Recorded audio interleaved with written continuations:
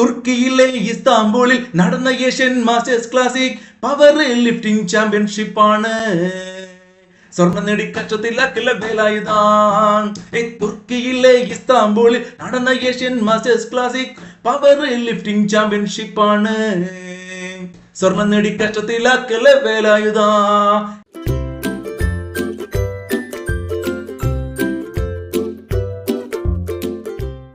Striker കോച്ചിങ്ങിന്റെ എല്ലാ കൂട്ടുകാർക്കും പുതിയൊരു ക്ലാസ്സിലേക്ക് സ്വാഗതം. ഞാൻ നിങ്ങളുടെ ഷഹനാദ് ആണ്. എന്തെല്ലാടോ, എല്ലാവർക്കും സുഖാണോ കൂട്ടുകാരെ? നമ്മളിതാ കറണ്ട് അഫയേഴ്സ് പഠിക്കാൻ പുതിയൊരു കോഴ്സ് സ്റ്റാർട്ട് ചെയ്തിട്ടുണ്ട്. ഫ്രീ ആണ്. ക്ലാസ്സും PDF എല്ലാ പരീക്ഷകൾക്കും നിങ്ങൾക്ക് ഉപകാരപ്പെടും. നോക്കൂ, 2025-ലെയും 2026-ലെയും ഓരോ മാസത്തെ കറണ്ട് അഫയേഴ്സും മുഴുവൻ എടുത്തിട്ട് അത് പ്രത്യേകം അടിപൊളി PDF ആക്കി 150 PDF 150 ക്ലാസ്. രണ്ടാമത്തെ ക്ലാസ് ആണ്. ആദ്യ ക്ലാസ് ഉൾപ്പെടെ ഒരു പുതിയ പ്ലേലിസ്റ്റ് ഉണ്ട്. ആ പ്ലേലിസ്റ്റിന്റെ ലിങ്ക് ഞാൻ മുകളിൽ പ്രൊവൈഡ് ചെയ്യാം. കൂട്ടുകാർ കാണുക. ഫ്രീ മെറ്റീരിയൽ PDF ഒക്കെ കിട്ടാൻ വേണ്ടി നമ്മുടെ ടെലഗ്രാം ചാനൽ ഫോളോ ചെയ്യുക. ഫസ്റ്റ് കമന്റ് ഉണ്ട് കേട്ടോ. രണ്ടാമത്തെ ക്ലാസ് ആണ്. ഇഷ്ടപ്പെട്ട ലൈക്ക് അടി കേട്ടോ. നിങ്ങളോട് പറഞ്ഞാലേ ലൈക്ക് ചെയ്യത്തുള്ളൂ. അതുപോലെ തന്നെ ഫ്രണ്ട്സിന് അയച്ചു കൊടുക്കാൻ മറക്കരുത്. അവസാനം നിങ്ങൾ ഉത്തരം കമന്റ് ചെയ്യാൻ മറക്കരുത്. ആദ്യ പോയിന്റ് ഇതാണ്. ലിയോ 14 മാർപ്പാപ്പ സ്ഥാനമേറ്റെടുത്ത ശേഷം ആദ്യമായി സന്ദർശിച്ച വിദേശ രാജ്യം ഏതാണ്? നമ്മുടെ പുതിയ മാർപ്പാപ്പയാണ് ലിയോ 14. എല്ലാവർക്കും അറിയാലോ. അപ്പൊ ലിയോ 14 ആദ്യമായിട്ട് ഏത് രാജ്യമാണ് സന്ദർശിച്ചത് അറിയാം നിങ്ങൾക്ക്? തുർക്കിയാണ്. നോക്കൂ, തുർക്കി എന്ന് കേൾക്കുമ്പം ഒരു കുറച്ചുകൂടി മുസ്ലിം ഭൂരിപക്ഷമുള്ള ഒരു പ്രദേശം അല്ലെങ്കിൽ രാജ്യം എന്നൊരു കൺസെപ്റ്റ് ആണ്. അപ്പൊ ആലോചിക്കുക, ലിയോ 14 ലോക ക്രിസ്തീയ വിശ്വാസികളെ സംബന്ധിച്ച് ഒരു ഏറ്റവും പ്രധാനപ്പെട്ട പോപ്പ്. അദ്ദേഹം ആദ്യമായി സന്ദർശിച്ച വിദേശ രാജ്യം തുർക്കിയാണ്. കേസുകളുമായി ബന്ധപ്പെട്ട് സ്ത്രീകളെയും ട്രാൻസ്ജെൻഡറുകളെയും എങ്ങനെ പരിഗണിക്കണം എന്നത് സംബന്ധിച്ച് പോലീസിന് പരിശീലനം നൽകുന്ന സംസ്ഥാന വനിതാ വികസന കോർപ്പറേഷന്റെ പദ്ധതി. ഇപ്പൊ നമ്മുടെ നാടിനകത്ത് പോലീസുകാർ പ്രത്യേകിച്ച് സ്ത്രീകളോടും ട്രാൻസ്ജെൻഡേഴ്സിനോടൊക്കെയുള്ള പെരുമാറ്റം, അതിനൊരുപാട് മാറ്റം വരുത്തണം നിങ്ങൾക്ക് തോന്നാറില്ലേ? അവർക്കൊരു ബോധം വേണം, അല്ലെങ്കിൽ ഒരു ബോധ്യമില്ല അവർക്ക് എങ്ങനെയാണ് പെരുമാറുന്നത്. ആ ബോധ്യം വരുത്താൻ വേണ്ടിയിട്ട് ഒരു പരിശീലനം. അപ്പൊ ബോധ്യം പഠിച്ചു വെച്ചേ. കേസുകളുമായി ബന്ധപ്പെട്ട് സ്ത്രീകളെയും ട്രാൻസ്ജെൻഡറുകളെയും എങ്ങനെ പരിഗണിക്കണമെന്ന് പോലീസുകാർക്ക് തന്നെ ഒരു പരിശീലനം കൊടുക്കാൻ വേണ്ടിയിട്ട് വനിതാ വികസന കോർപ്പറേഷന്റെ പദ്ധതിയാണ് ബോധ്യം. ഇന്ത്യയുടെ ഇഞ്ചി തലസ്ഥാനം എന്ന് നാമകരണം ചെയ്യാൻ നീതി ആയോഗ് ശുപാർശ ചെയ്തത് വടക്ക് കിഴക്കൻ ഒരു സംസ്ഥാനമാണ്. ഇന്ത്യയുടെ ഇഞ്ചി തലസ്ഥാനം. നോക്കൂ, ഇഞ്ചി തലസ്ഥാനം എന്ന് പറയുമ്പോൾ നിങ്ങൾ ഇഞ്ചി കടിച്ച പോലെ എന്നൊക്കെ പറയാറല്ലേ? മീശ എനിക്ക് പിരിക്കാനല്ലെങ്കിലും നിങ്ങൾ മീശ ഉള്ളവരാലോചിക്കുക. ഇഞ്ചി കടിച്ച മീശ. ആ മീശ കണ്ടാൽ ഇഞ്ചി കടിച്ച പോലെ മീശ എന്ന് പറയാൻ കാരണം മിസോറാം എന്നുള്ള ഒരു കൺസെപ്റ്റ് കിട്ടാൻ വേണ്ടിയാണ്. അപ്പൊ ഇഞ്ചി തലസ്ഥാനം മിസോറാം.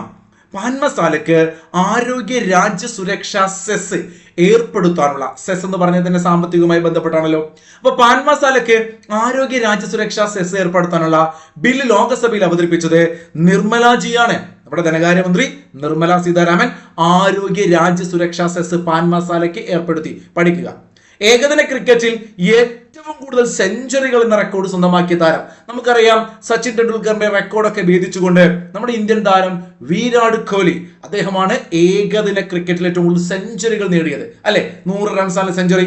എന്നാൽ ഏകദിന ക്രിക്കറ്റിൽ ഏറ്റവും കൂടുതൽ 6 അടിച്ചത് അല്ലെ, 6 റൺസ് സിക്സറുകൾ നേടുന്ന താരം എന്ന ലോക റെക്കോർഡ് നേടിയത് ആരാണ്? അത് നമ്മുടെ രോഹിത് ശർമ്മയാണ്. മാറരുത്. 6ലേക്ക് വരുമ്പോൾ രോഹിത് ശർമ്മ, സെഞ്ചുറി ആകുമ്പോൾ വിരാട് കോഹ്ലി. പെൺകുട്ടികളോടാണേ. ശ്രീലങ്കയിൽ കുടുങ്ങിക്കിടക്കുന്ന ഇന്ത്യൻ പൗരന്മാരെ രക്ഷിക്കുന്നതിനായി ആരംഭിച്ച ദൗത്യമേതാണ്? കിടിലൻ പോയിന്റ് ആണ്. ദൗത്യങ്ങളെ കുറിച്ച് PSC ഇടയ്ക്കിടയ്ക്ക് ചോദിക്കാറുണ്ട്. അതുകൊണ്ട് ഞാനിതാ ഈ കഴിഞ്ഞ ഒരു വർഷമായിട്ട് നമ്മുടെ കറണ്ട് അഫയേഴ്സ് ബാച്ചിലെ പിള്ളേർക്ക്, എന്റെ പെയ്ഡ് ബാച്ച് ആണ് ടെലഗ്രാമിൽ, അവിടെ എല്ലാവരോടും നിങ്ങൾ ചോദിച്ചു കഴിഞ്ഞാൽ എല്ലാവർക്കും അറിയാം ഈ ദൗത്യങ്ങളൊക്കെ. എത്രയോ തവണ, ഒരു 100 തവണ ഞാൻ റിപ്പീറ്റ് ചെയ്തുകൊണ്ടിരിക്കും, ചോദിക്കും, അവർ പറയും. അപ്പൊ നിങ്ങളും ഇത് അതുപോലെ പഠിക്കണം കേട്ടോ. നോക്കൂ, ശ്രീലങ്കയിൽ കുടുങ്ങിക്കിടക്കുന്ന ഇന്ത്യൻ പൗരന്മാരെ രക്ഷിക്കാൻ വേണ്ടി ശ്രീലങ്കയിൽ അടുത്തുള്ളൊരു മിഷനാണ്. നമ്മൾ ആരംഭിച്ചൊരു ദൗത്യമായിരുന്നു ഓപ്പറേഷൻ സാഗർ ബന്ധു. ഈ സാഗരം, ഇന്ത്യൻ മഹാസമുദ്രം അല്ലെങ്കിൽ നമ്മുടെ തൊട്ടടുത്ത് കിടക്കുന്ന സാഗരത്തിൽ കിടക്കുന്ന ഒരു കുഞ്ഞു രാജ്യമല്ലേ ശ്രീലങ്ക. അപ്പൊ അവിടേക്കുള്ള ഒരു മിഷൻ സാഗർ ബന്ധു പഠിച്ചു ശ്രീലങ്ക. ഇനി ബാക്കി ഞാൻ ഇങ്ങനെ റിപ്പീറ്റ് ചെയ്ത് പറയില്ല. നിങ്ങൾ വേണമെങ്കിൽ ക്ലാസ് റിപ്പീറ്റ് ചെയ്ത് കേൾക്കുക, അങ്ങനെ പഠിച്ചു പോകാൻ നോട്ട് ചെയ്യാം. ഓപ്പറേഷൻ ഗംഗ എന്ന് പറയുമ്പോൾ കുറച്ച് മുമ്പേ ഉള്ളതാണ്. അത് റഷ്യ ഉക്രൈൻ യുദ്ധ സമയത്ത് ഇന്ത്യയുടെ ദൗത്യമായിരുന്നു operation Ganga. Russia Ukraine. Operation Ajay എന്ന് കേൾക്കുമ്പോൾ ഇസ്രായേൽ പാലസ്തീൻ യുദ്ധം കഴിഞ്ഞ വർഷം മുമ്പുള്ളതാണ്. ഇസ്രായേൽ പാലസ്തീൻ യുദ്ധത്തിന്റെ സമയത്ത് ഓപ്പറേഷൻ അജയ് പഠിച്ചു പോണേ, റിപ്പീറ്റ് നിങ്ങൾ കേട്ടോളൂ. ഓപ്പറേഷൻ സിന്ധു ഇസ്രയേലും ഇറാനും തമ്മിലുള്ള സംഘർഷം ഈ അടുത്താണ് നമുക്കറിയാം വലിയ രൂപത്തിലേക്ക് മാറിയത്. അപ്പൊ ഇസ്രയേൽ ഇറാൻ സംഘർഷം, മറ്റേത് ഇസ്രയേലും പാലസ്തീനുമാണ് അജയ്. ഇസ്രയേലും ഇറാനുമാണെങ്കിൽ ആരാടാ? സിന്ധു. ഇസ്രായേല് ഇറാന് സിന്ധു, മറക്കരുതേ. കാവേരിയിലേക്ക് വന്നാലോ? സുഡാനിലെ ആഭ്യന്തര കലാപമാണ്. കാവേരി എന്ന് കേൾക്കുമ്പോൾ സുഡാനിലെ ആഭ്യന്തര കലാപം കൃത്യമായിട്ട് പഠിക്കുക. ഇന്ദ്രാവതി എന്ന് കേൾക്കുമ്പോൾ ഹെയ്ത്തി ആഭ്യന്തര കലാപം. ഹെയ്ത്തി എന്ന് പറയുന്ന സ്ഥലത്തുള്ള ആഭ്യന്തര കലാപവുമായി ബന്ധപ്പെട്ട് ഇന്ത്യ നടത്തിയ രക്ഷാദൗത്യമാണിത്, ഓപ്പറേഷൻ ഇന്ദ്രാവതി. എന്നാൽ അഫ്ഗാനിസ്ഥാനിൽ നിന്നുള്ള ഇന്ത്യക്കാരെ നമ്മൾ ഒഴിപ്പിച്ചു കൊണ്ടുവന്നതോ അത് ദേവി ശക്തിയാണ്. അഫ്ഗാനിസ്ഥാനിലാണെങ്കിൽ ദേവി ശക്തി, Indravati Haiti, Sudan Kaveri, Sindhu Israel ഇറാന്. പഠിച്ചു വെക്കുക കേട്ടോ. ഡൗട്ടും കൺഫ്യൂഷൻ ഒക്കെ ഉണ്ടാവും. ഇതൊക്കെ കോഡൊക്കെ ആക്കി നമ്മളെ ടെലഗ്രാമിൽ റിപ്പീറ്റ് ചെയ്ത് പറയും. ഇവിടെ അതിന് നിർവാഹമില്ല, നിങ്ങൾ റിപ്പീറ്റ് ചെയ്ത് കേട്ട് പഠിക്കുക. ദോസ്ത് നമ്മുടെ ഫ്രണ്ടാണ് തുർക്കിയിൽ ഭൂചലനം, സിറിയ തുർക്കി മേഖലയിൽ ഭൂചലനം. ദോസ്ത് നമ്മൾ നടത്തിയ രക്ഷാദൗത്യമാണ്. നോക്കൂ, ഓപ്പറേഷൻ ബ്രഹ്മ, മ്യാൻമാറിലെ ഭൂചലനം ഉണ്ടായി. ആ സമയത്ത് മ്യാൻമാറിലെ ഭൂചലനം ബ്രഹ്മ. ഇനി കരുണ നോക്കൂ, മോക്ക ചുഴലിക്കാറ്റ് ബാധിച്ച മ്യാൻമാർ, ഇതും മ്യാൻമാർ തന്നെയാണ്. മ്യാൻമാറിലെ ഈ പറഞ്ഞ ചുഴലിക്കാറ്റ് വരുന്ന സമയത്ത് എന്താണ് അവിടെ? കരുണ. അവിടെ ഭൂചലനമാണെങ്കിൽ ബ്രഹ്മ. ആലോചിക്കുക, ഭൂമി ബ്രഹ്മാവ്, ആ ഒരു കൺസെപ്റ്റ് ബ്രഹ്മ. എന്നാൽ ഈ പറഞ്ഞ ചുഴലിക്കാറ്റ് അടിച്ചപ്പോൾ കരുണ കൃത്യമായി പഠിക്കുക. 2025 8ാമത് ഡോക്ടർ പൗലോസ് മാർ ഗ്രിഗോറിയസ് അവാർഡിന് അർഹയായത്. പൗലോസ് മാർ ഗ്രിഗോറിയസ് അവാർഡ് കിട്ടിയത് 2025 ആർക്കെന്ന് ചോദിച്ചാൽ നമ്മുടെ മിസൈൽ വുമൺ എന്ന് നമ്മൾ വിളിക്കുന്ന, PSC പരീക്ഷയ്ക്ക് എപ്പോഴും ചോദിക്കാറില്ലേ മിസൈൽ വുമൺ, ആരാണ്? ടെസി തോമസ്. അങ്ങനെയാണെങ്കിൽ നിങ്ങൾക്കറിയാം missile man of India doctor APJ Abdul Kalam, അറിയാത്ത ആരുമില്ല. അങ്ങനെയാണെങ്കിൽ ഞാൻ മറ്റൊന്ന് പറയാം, റോക്കറ്റ് മാൻ ശിവനാണ്. റോക്കറ്റ് മാൻ എന്നറിയപ്പെടുന്നത് K ശിവനാണ്. Missile man APJ Abdul Kalam ആണ്. മിസൈൽ വുമൺ ടെസി തോമസ് ആണ്. അങ്ങനെയാണെങ്കിൽ നിങ്ങൾ കമന്റ് ചെയ്തേ, റോക്കറ്റ് വുമൺ ആരാണ്? Rocket man Sivan. അങ്ങനെയാണെങ്കിൽ റോക്കറ്റ് വുമൺ ആരാണ്? റോക്കറ്റ് വുമൺ ഒന്ന് നിങ്ങൾ കമന്റ് ചെയ്യുക. അറിയാമെന്ന് എനിക്കറിയാം, അറിയാത്തവർ കമന്റ് ചെക്ക് ചെയ്യുക കേട്ടോ. സാഹിത്യ, കല, സാംസ്കാരിക മേഖലകളിലെ സമഗ്ര സംഭാവനയ്ക്കുള്ള നിയമസഭാ പുരസ്കാരം 2025 അർഹനായത് ആരാണ്? 2025 കേരള നിയമസഭയുടെ സമഗ്ര സംഭാവനയ്ക്കുള്ള സാഹിത്യ പുരസ്കാരം കിട്ടിയത് NS മാധവൻ. ഏത് പുരസ്കാരം കിട്ടിയ നമ്മുടെ NS മാധവൻ, ഹ്വിക്കിറ്റ അദ്ദേഹത്തിന്റെ കൃതിയല്ലേ. അപ്പൊ NS മാധവൻ കൃത്യമായിട്ട് പഠിക്കുക അല്ലെ. NS മാധവന്റെ കൃതികളൊക്കെ ഞാൻ മുമ്പ് പഠിപ്പിച്ചിരുന്നു, ഇനിയും നിങ്ങൾക്ക് ക്ലാസ്സിൽ കിട്ടും കേട്ടോ. 150 PDF NS മാധവനെ കുറിച്ച് പ്രത്യേകം ഒരു PDF ഉണ്ട്. അപ്പൊ നിയമസഭാ പുരസ്കാരം കിട്ടിയത് ആർക്കാണ്? NS മാധവൻ പഠിച്ചു. ഖത്തറിൽ നടന്ന അണ്ടർ-17 ഫുട്ബോൾ ലോകകപ്പ് കിരീടം. ശ്രദ്ധിക്കണേ മക്കളെ, ലോകകപ്പ് ഫുട്ബോൾ മത്സരമാണ് ഇക്കൊല്ലം നടക്കാൻ പോവുകയാണ്. ഞാൻ ഈ ക്ലാസ് ചെയ്യുമ്പോൾ നടന്നിട്ടില്ല. അപ്പൊ അത് 3 രാജ്യങ്ങളിൽ വെച്ചാണ് നടക്കുന്നത്, മെക്സിക്കോ, കാനഡ, അമേരിക്ക, ലോകകപ്പ് ഫുട്ബോള്. എന്നാൽ ശ്രദ്ധിക്കുക നിങ്ങൾ, 2025 അണ്ടർ-17 ലോകകപ്പ് ഫുട്ബോൾ നടന്നിരുന്നു. അണ്ടർ-17 17 വയസ്സിന് താഴെയുള്ളത്. അത് നടന്നത് എവിടെ വെച്ചിട്ടാണെന്ന് ചോദിച്ചു കഴിഞ്ഞാൽ കൃത്യമായിട്ട് പഠിക്കുക, ഖത്തർ. കഴിഞ്ഞ വേൾഡ് കപ്പ് നടന്ന ഓർമ്മയിലെ ഖത്തർ. അപ്പൊ അണ്ടർ-17 നടന്നത് ഖത്തറിലാണ്. ആര് വിജയിച്ചു എന്ന് ചോദിച്ചു കഴിഞ്ഞാൽ പോർച്ചുഗലാണ് വിജയിച്ചത്. ഓസ്ട്രിയാണ് ഇവർ പരാജയപ്പെടുത്തിയത്. ഡൽഹി പോലീസും നാഷണൽ ക്രൈം ബ്യൂറോയും സംഘടിതമായി നടത്തിയ ഡ്രഗ്സ് കടത്തലിനെതിരെയുള്ള ഓപ്പറേഷനാണ് ഓപ്പറേഷൻ ക്രിസ്റ്റൽ ഫോർട്രസ്. ആ പേരും ശ്രദ്ധിച്ചേ, ഡൽഹി പോലീസും നാഷണൽ ക്രൈം ബ്യൂറോയും സംഘടിതമായി നടത്തിയ ഡ്രഗ്സ് കടത്തലിന് എതിരെയുള്ള ഓപ്പറേഷനാണ് ഓപ്പറേഷൻ ക്രിസ്റ്റൽ ഫോർട്രസ്. ഏറ്റവും പ്രധാനപ്പെട്ട ഒരു വേദിയാണ് ഞാൻ പറയാൻ പോകുന്നത്. അണ്ടർ-17 ഫുട്ബോൾ ലോകകപ്പ് 2025 ഖത്തർ പഠിച്ചു. അതുപോലെ ശ്രദ്ധിക്കുക, G20 2026 എവിടെ വെച്ചിട്ടാണ്? Miami, America. G20 ഏറ്റവും പ്രധാനപ്പെട്ട ഒരു ഇവന്റ് ആണ് ലോകത്ത്. ആ G20 നടക്കുന്നത് മിയാമി അഥവാ അമേരിക്കയിലാണ്. ഇനി നോക്കൂ, അടുത്ത വർഷം 2027 G20 നടക്കുന്നത് UK. 26 USA, 27 UK. 26 USA, 27 UK. കൃത്യമായിട്ട് പഠിക്കുക. ഇനി നോക്കൂ, 3 വർഷം ചോദിക്കാറുണ്ട്. ഈ വർഷം അമേരിക്കയിലാണെങ്കിൽ കഴിഞ്ഞ വർഷം എവിടെയായിരുന്നു? അത് ശ്രദ്ധിക്കണം. 25 സൗത്ത് ആഫ്രിക്ക, 27 UK. ഇത് 3 നിങ്ങളൊന്ന് മനസ്സിലാക്കി പഠിക്കുക. ഈ വർഷം അമേരിക്ക, അടുത്ത വർഷം UK, മുമ്പ് നടന്നത് സൗത്ത് ആഫ്രിക്ക കിട്ടിയല്ലോ. South Africa, America, Britain, south Africa, America, UK കിട്ടും. ഇനി 24 ചോദിച്ചാൽ ചുമ്മാ ഒന്ന് ഓർത്ത് വെക്കുക, ബ്രസീലാണ്. ഇതൊക്കെ പിറകോട്ട് ചോദിക്കാറുണ്ട് ഡിഗ്രി ലെവൽ എക്സാമിനൊക്കെ. G20 നിങ്ങളൊരു 4-5 വർഷം പിറകോട്ട് പഠിക്കണം. 23 ഇന്ത്യയിലായിരുന്നു, അത് വളരെ വളരെ ഇമ്പോർട്ടന്റ് ആണ്. ക്ലിയർ ആണല്ലോ. ഭൗമസൂചിക പദവി ലഭിച്ച, ഭൗമശാസ്ത്ര സൂചിക പദവി ലഭിച്ച മന്ദാരിൻ ഓറഞ്ച് അല്ലെ, ആ ഒരു പേരൊക്കെ ശ്രദ്ധിച്ചു വെക്കുക, രസമുള്ള പേരാണ് മന്ദാരിൻ ഓറഞ്ച്. ഇത് ഏത് സംസ്ഥാനത്ത് നിന്നുള്ളതാണ്? വെസ്റ്റ് ബംഗാളിലെ ഓറഞ്ച് ആണ്. വെസ്റ്റ് ബംഗാളിലെ ഹൈ മേഖല എന്ന് വെച്ചാൽ ആൾട്ടിറ്റ്യൂഡ് കൂടിയ ഡാർജിലിംഗ് പോലുള്ള സ്ഥലങ്ങൾ, ഈ പറഞ്ഞ ആസാമിലേക്ക് പോകുന്നത്. അപ്പൊ ഡാർജിലിംഗ് കുന്നുകളിലാണ് എന്തുള്ളത്? മന്ദാരിൻ ഓറഞ്ച് ഉള്ളത്.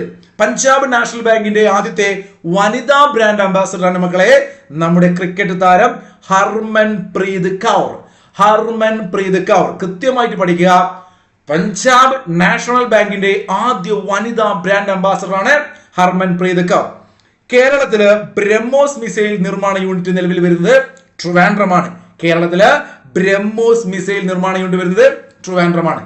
22ാമത് കേരള ബാംബു ഫെസ്റ്റിവലിന്റെ വേദി കൊച്ചി. 22ാമത് കേരള ബാംബു എന്ന് കേൾക്കുമ്പോൾ അങ്കമാലിക്കൊക്കെ നമുക്ക് പോകാൻ തോന്നും അല്ലെ. അവിടെ ഒരു പ്രത്യേകത ഉണ്ട് അങ്കമാലിയിൽ.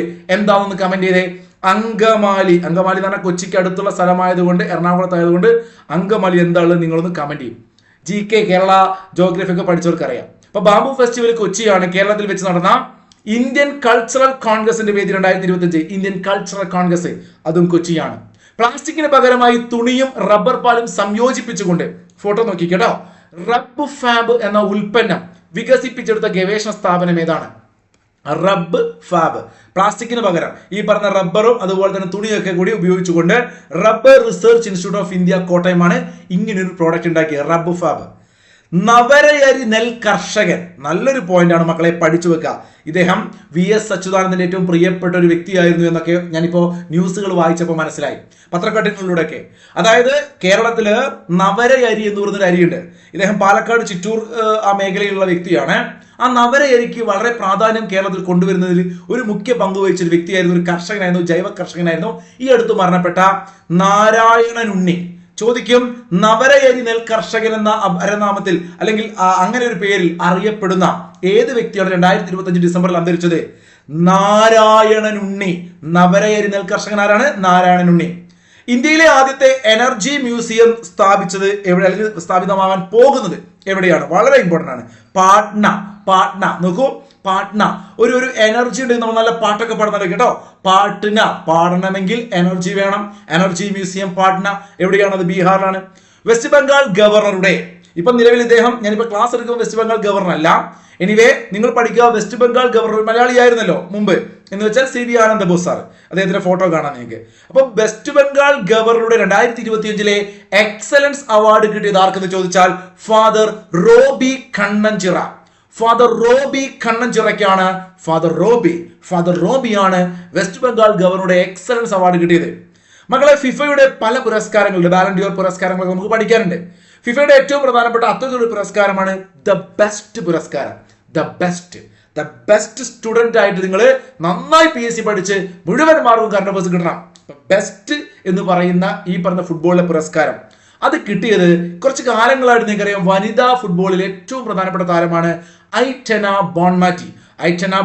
ബാഴ്സലോണയുടെ ഒക്കെ താരമാണ് അല്ലെ. അപ്പൊ ഐറ്റന ബോൺമാറ്റി എന്ന് പറയുന്ന മേഡം, ഫോട്ടോ ഇവിടെ ഞാൻ കൊടുത്തിട്ടുണ്ട്, എന്റെ പിറകിൽ കാണില്ല, PDF ഉണ്ടാവും.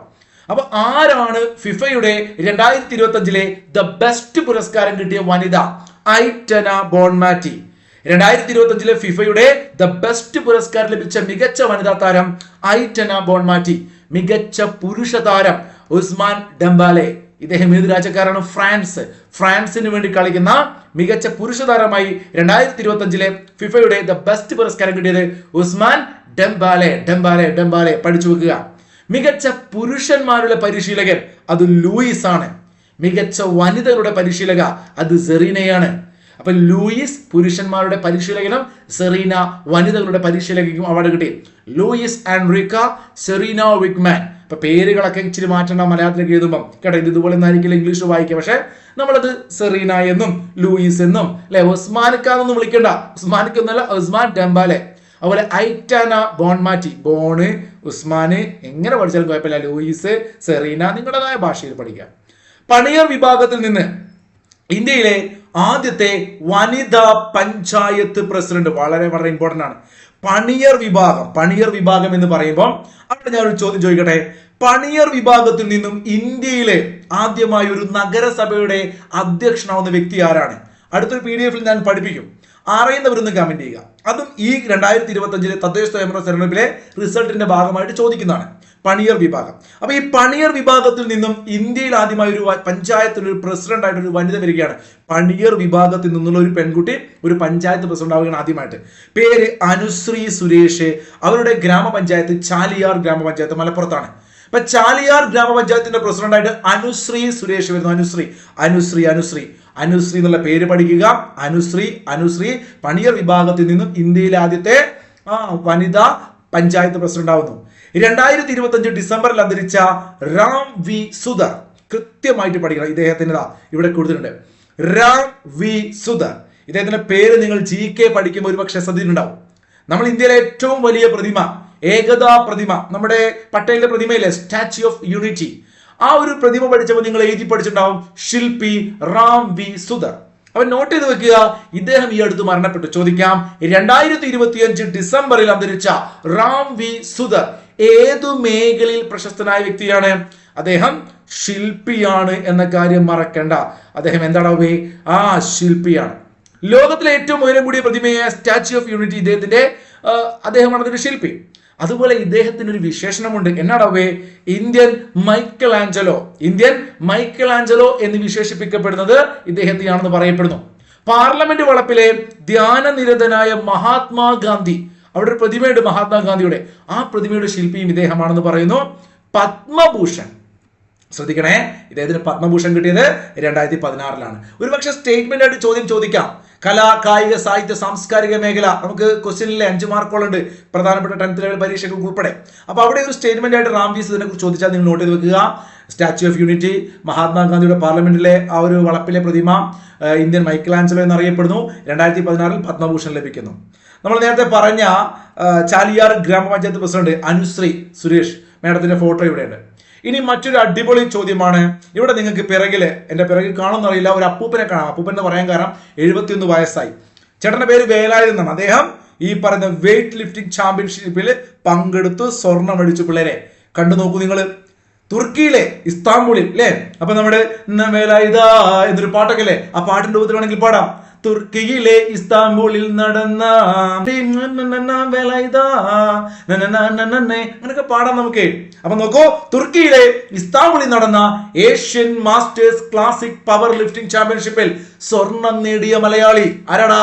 KK വേലായുധൻ അല്ലേ. എന്റെ മോളെ കഷ്ടത്തില്ല കിള്ള വേലായുധല്ല, സ്വർണ്ണം നേടി കഷ്ടത്തില്ല ഇള്ള വേലായുധ, സ്വർണ്ണം നേടി കഷ്ടത്തില്ല ഇള്ള വേലായുധ. മറക്കൂല. അപ്പൊ തുർക്കിയിലെ ഇസ്താംബൂളിൽ നടന്ന Asian masters classic power lifting ചാമ്പ്യൻഷിപ്പിൽ സ്വർണം നേടിയ മലയാളിയാണ് KK വേലായുധൻ. ദേവികുളം റേഞ്ച്, അവിടെ ആനമുടിച്ചോല, നമുക്കറിയാം കേരളത്തിലെ നാഷണൽ പാർക്കുകൾ കൃത്യമായിട്ട് നമ്മൾ പഠിച്ചിട്ടുണ്ട് അല്ലെ. ഞാൻ ക്ലാസ് എടുത്തിട്ടുണ്ട്, നമ്മുടെ യൂട്യൂബ് ചാനൽ കാണാത്ത കൂട്ടുകാരെ. ആ ആനമുടിച്ചോലയും മതികെട്ടാഞ്ചോലയെ കുറിച്ചൊക്കെ വിശദമായി പറഞ്ഞിട്ടുണ്ട്. അവിടെ ആനമുടിച്ചോല മലനിരകളിൽ ഗവേഷകർ കണ്ടെത്തിയ പുതിയൊരു സസ്യമാണ് പോഗോസ്റ്റിമൺ ആനമുടിക്കം. ശരിക്കും ഗൂഗിളിൽ ഞാൻ നോക്കിയപ്പോൾ അതിന്റെ കറക്റ്റ് ഫോട്ടോ ഒന്നുമില്ല, പക്ഷെ അതിന് സമാനമായ ഒരു ഫോട്ടോ ഞാൻ കൊടുത്തിട്ടുണ്ട്. ഇതൊരു കാണുമ്പോൾ നിങ്ങൾക്ക് തുളസിയാന്നൊക്കെ തോന്നാം, പുതിന അല്ലെ, മല്ലിച്ചപ്പ് പുതിനയില്ല, പുതിനയുടെ ഇല പോലെയൊക്കെ തോന്നുന്ന ഒരു സസ്യമാണ്. ആ കുടുംബത്തിൽപ്പെട്ട ഒരു സസ്യമാണ് പോഗോസ്റ്റിമൺ ആനമുടിക്കം. ഇതൊരു സസ്യമാണെന്ന് മാത്രം നോട്ട് ചെയ്ത് വെക്കുക മക്കളെ. കുറച്ച് നീണ്ടു പോയിട്ടുണ്ട്. ഇതുപോലുള്ള ചെറിയ ചെറിയ ക്ലാസ്സുകളായിട്ട് PDF-കൾ ഒരു 150 PDF 150 ക്ലാസ്സും പഠിച്ചാൽ സെറ്റാണ് കറണ്ട് അഫയേഴ്സ്. പക്ഷേ ഇത് ഞാനിങ്ങനെ തുടർച്ചയായിട്ട് ചെയ്യണമെങ്കിൽ നിങ്ങൾ maximum support, maximum view, maximum comment, like. ഇല്ലെങ്കിൽ ഇത് ചെയ്യാൻ എനിക്ക് താല്പര്യം കുറയും. കാരണം സൗജന്യമായിട്ട് ഇത്രയും ക്ലാസ് എഫേർട്ട് ഇട്ട് ഫ്രീ ആയിട്ട് തരണമെങ്കിൽ നിങ്ങൾ തരേണ്ടത് എന്താണെന്ന് ഞാൻ പറയണ്ടല്ലോ. അപ്പൊ മാക്സിമം എല്ലാവരും ഇതിന് ഉത്തരം പറയെങ്കിൽ കമന്റ് ചെയ്യുക. KSFBയുടെ പുതിയ ബ്രാൻഡ് അംബാസിഡറായി തെരഞ്ഞെടുക്കപ്പെട്ടത് ആരാണ്? നിങ്ങളുടെ അഭിപ്രായങ്ങൾ കമന്റ് ചെയ്യുക. നമുക്ക് അടുത്ത ക്ലാസ്സിൽ കാണാം. അതുവരെ എല്ലാവർക്കും നല്ലത് വരട്ടെ. Good bye. Thank you.